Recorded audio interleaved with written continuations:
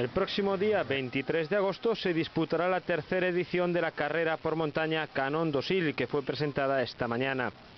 Por primera vez la prueba será puntuable para la Copa de España y servirá como campeonato gallego, al ser la única que se disputa en toda la comunidad autónoma. El alcalde de Parada de Sil, Paco Mejide, habla de una prueba dura, vistosa y en continua progresión.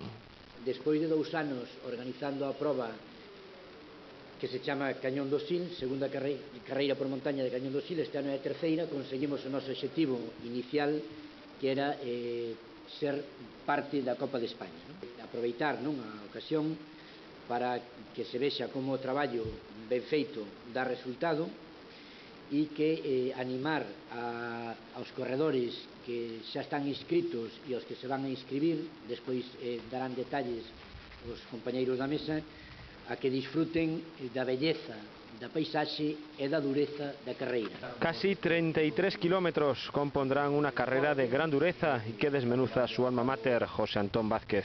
Este ano é de 32,6 kilómetros, ten un desnivel positivo de 2.130 e de negativo 2.113. O punto máis alto é de 1.316 metros, o sea, Montemeda, e o punto máis baixo, xa perto do río, de 240 metros.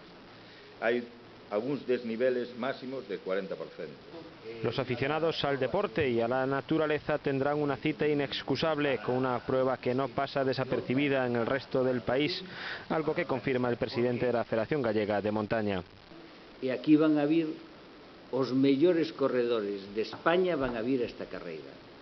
Os que optan a ser isto Copa de España, etc., van a estar aquí para facer unha carreira por montaña de categoría estatal.